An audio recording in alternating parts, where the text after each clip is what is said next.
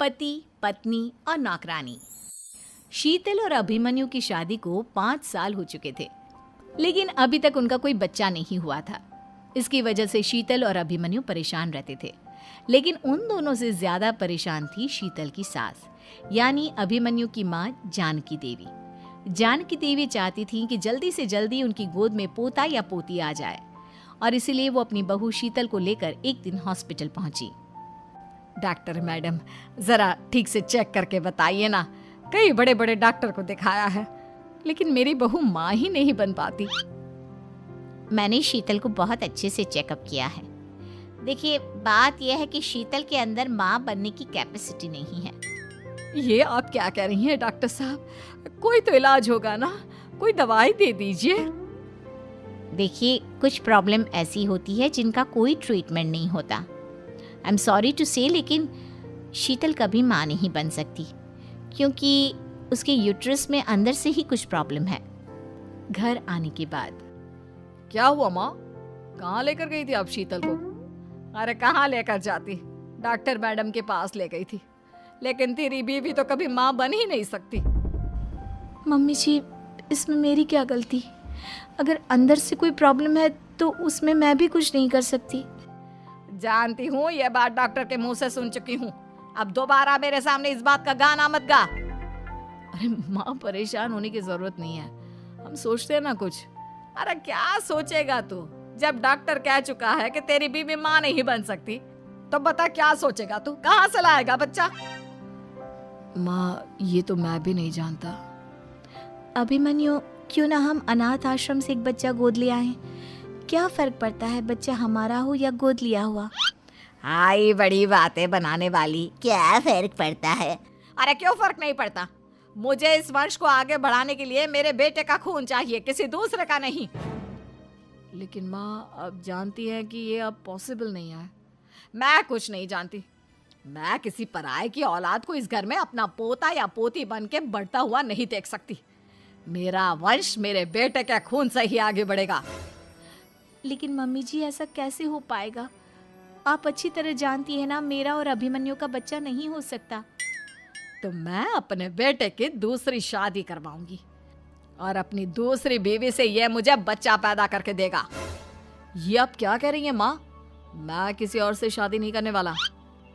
मेरे रहते हुए आप अभिमन्यु की शादी किसी और से करवाएंगी? मम्मी जी, आप ऐसा कैसे कर सकती हैं? तू बस देखती जा बहू, मैं ऐसा कैसे कर सकती हूँ। कुछ दिनों के बाद, अभिमन्यु, मैंने तेरे लिए लड़की ढूंढ ली है। माँ, मैं आपको कितनी बार समझाऊं, मुझे किसी से शादी नहीं करनी है। पहले मेरी बात सुन। ये जो चमेली है ना, हमारे घर में काम करने आती है, वो तुझसे शादी करने के लिए तैयार है। मम्मी जी, आप अभिमन्यु की शादी एक नौकरानी के साथ करवाएंगी? वो इसलिए क्योंकि चमेली दिखने में बहुत खूबसूरत है, बच्चा भी सुंदर ही होगा। मम्मी जी, लेकिन एक बच्चे के लिए अपने बेटे की शादी नौकरानी के साथ करवाना, क्या ये सही है? अगर अभिमन्यु ने शादी नहीं की ना, तो मैं अपनी जान दे दूंगी। अब देख लो, अगर तुम्हें अपनी माँ की जान प्यारी है तो तुम्हें इस नौकरानी के साथ शादी करनी ही होगी।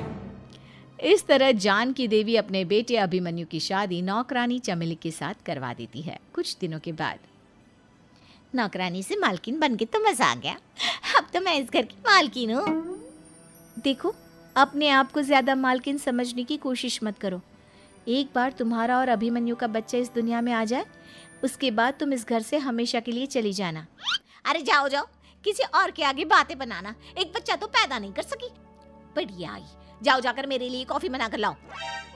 नौकरानी मैं हूँ या तुम? मम्मी जी, देखिए ना शीतल मुझसे किस तरह से बात कर रही है। शीतल, तुम्हें पता है ना चमेली प्रेग्नेंट है, मेरे बेटे के बच्चे की माँ बनने वाली है। वो जैसा कहती है वैसा करो। लेकिन मम्मी जी, वो मुझे नौकरों की तरह ट्रीट कर रही है। अरे तो करेगी ना, वैसे भी बहू तुम हो किस काम की? एक बच्चा तो पैदा नहीं कर सकती।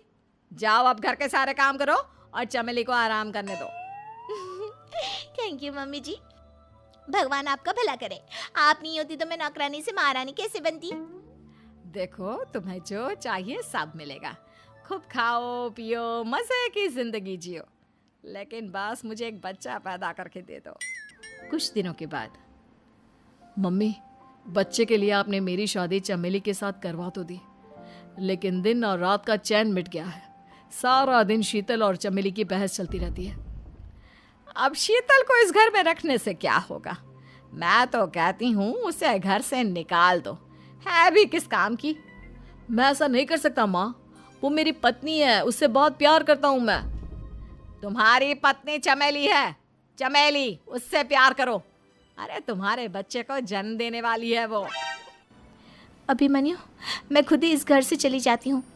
वैसे भी अपने ही घर में नौकरों की तरह रहकर परेशान हो चुकी हूँ। घर की नौकरानी मेरे ऊपर हुक्म चलाती है, वो तुम्हारी पत्नी बन चुकी है। अब मेरा इस घर में क्या काम? अभिमन्यु के बार बार रोकने पर भी शीतल उस घर से चली जाती है। कुछ दिनों के बाद चमेली एक बच्चे को जन्म देती है। भगवान ने मेरी सुन ली, मेरे बेटे का घर भर गया, उसका अपना बच्चा इस दुनिया में आ गया। मम्मी जी, बच्चे को हाथ लगाने से पहले मेरी एक शर्त तो सुन लो। तुम कहना क्या चाहती हो चमेली? आपकी मम्मी को बहुत शौक था ना अपने पोते को खिलाने का। अब देखो, इस दुनिया में हर चीज की कोई ना कोई कीमत तो होती है। तुम अपनी आधी प्रॉपर्टी मेरे नाम कर दो, बच्चा तुम्हारे नाम। अरे लेकिन मैंने अपने बेटे से तुम्हारी शादी करवाई है, अब ये सौदेबाजी कहाँ से आ गई? जो औरत अपनी बहू को घर से निकाल कर एक नौकरानी के साथ अपने बेटे की शादी करवा दे, वो तो सौदेबाजी कर ही सकती है ना। उसका कैसे भरोसा कर सकते हैं? मुझे बस आप लोगों की प्रॉपर्टी चाहिए, उसके बाद ही बच्चे को आप हाथ लगा सकते हैं। मैंने कहा था ना मम्मी, आप गलत कर रही हैं। देखिए, उसका नतीजा आपके सामने है। जब शीतल को पता चलता है कि अभिमन्यु और चमेली का बच्चा दुनिया में आ गया है, तो वो अपने घर पहुंचती है। अभिमन्यु, कहाँ है आपका बच्चा? क्या मैं उसे देख सकती हूँ? कुछ भी मत पूछो शीतल, माँ की हुई एक गलती हम लोगों पर भारी पड़ रही है। वो नौकरानी अपनी औकात पर आ गई है और अब हमसे अपनी आधी प्रॉपर्टी मांग रही है, वो भी बच्चे के बदले में। एक बात कहूँ अभिमन्यु, आप उसे कुछ भी देने से मना कर दो। अरे कैसी बात कर रही हो? मेरे बेटे की औलाद है उसके पास, ऐसे कैसे मना कर दे? मम्मी जी, वो अभिमन्यु का बच्चा नहीं है, वो चमेली और उसके बॉयफ्रेंड का बच्चा है। ये तुम क्या कह रही हो शीतल? ये देखिए वीडियो, चमेली और उसका बॉयफ्रेंड आपस में बातें कर रहे हैं कि उन दोनों ने मिलकर आपको बेवकूफ़ बनाया है और अब इस बच्चे के बदले आपसे प्रॉपर्टी भी हड़प लेंगे। हे भगवान, ये मुझसे क्या हो गया? ना तो बच्चा मिला और अपने बेटे की नौकरानी के साथ शादी करवा दी सो अलग। अब क्या होगा? मुझे माफ़ कर दो शीतल, मेरी वजह से तुम्हें बहुत तकलीफ हुई है। अभिमन्यु, मैंने कहा ना, उस नौकरानी को उसके बच्चे सहित इस घर से बाहर निकाल दो। लगता है मेरे अभिमन्यु का बाप बनने का सपना अधूरा ही रह जाएगा। अभिमन्यु, अपनी मम्मी से कहो कि परेशान ना हो। आपको याद है एक बार हम एक IVF सेंटर गए थे, मैंने फिर से वहाँ जाकर बात की थी और आपको पता है इस बार मैं प्रेग्नेंट हूँ, क्योंकि हमने वहाँ पर प्रोसीजर करवाया था जिसकी वजह से मैं प्रेग्नेंट हो गई थी और इस बात का पता मुझे बस कुछ महीने पहले ही लगा है। हमारा बच्चा इस दुनिया में आने वाला है अभिमन्यु। मुझे माफ कर दो शीतल बहू, मुझसे बहुत बड़ी गलती हो गई। कोई बात नहीं माँ, लेकिन अब हमें उस धोखेबाज नौकरानी को इस घर से बाहर निकालना है और इस घर की मालकिन को वापस घर लाना है, वो भी अपने बच्चे के साथ।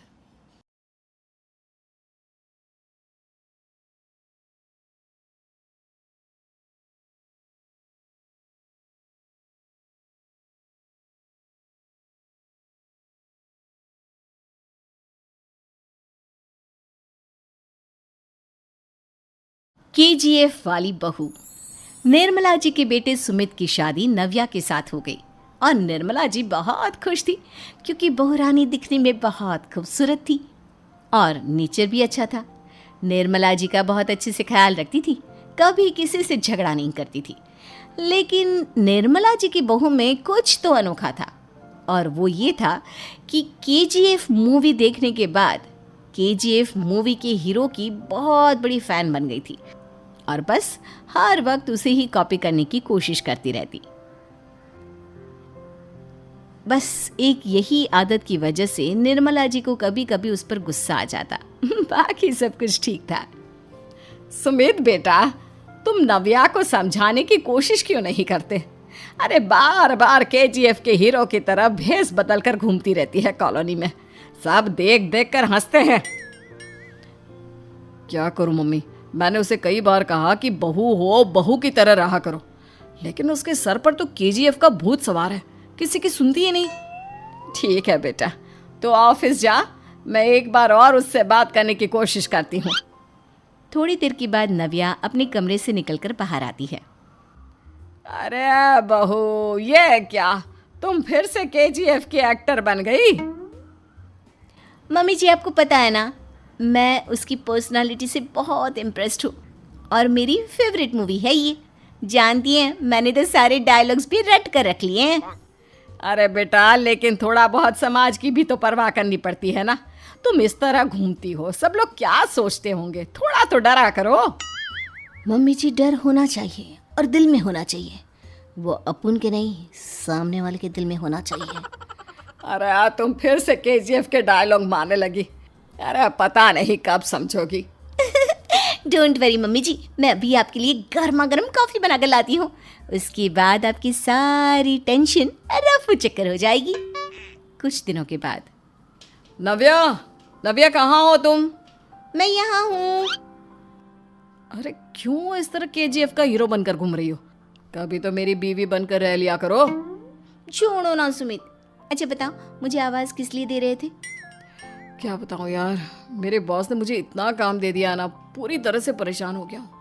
ऐसा लगता है ऑफिस नहीं, युद्ध पर जाता हूँ। अरे बेटा, परेशान क्यों होता है? ला, मैं तेरा सर दबा देती हूँ, दुखी मत हो। काम तो सबको करना ही पड़ता है।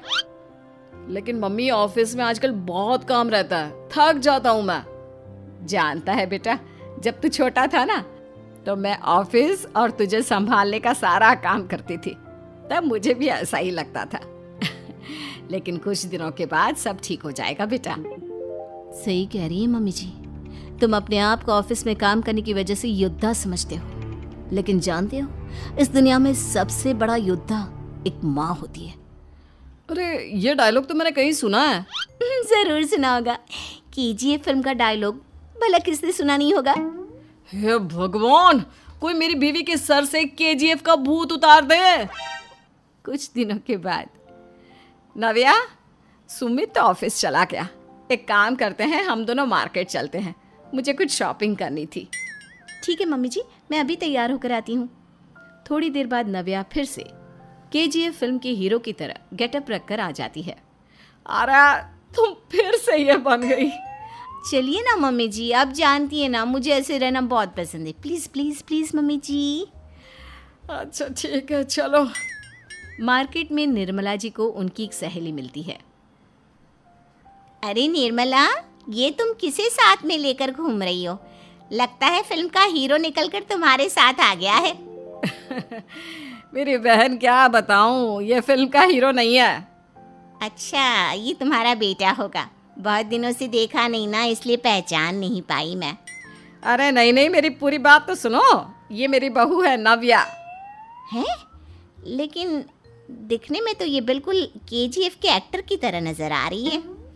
हाँ, वो क्या है ना, इसे इसी तरह रहना पसंद है।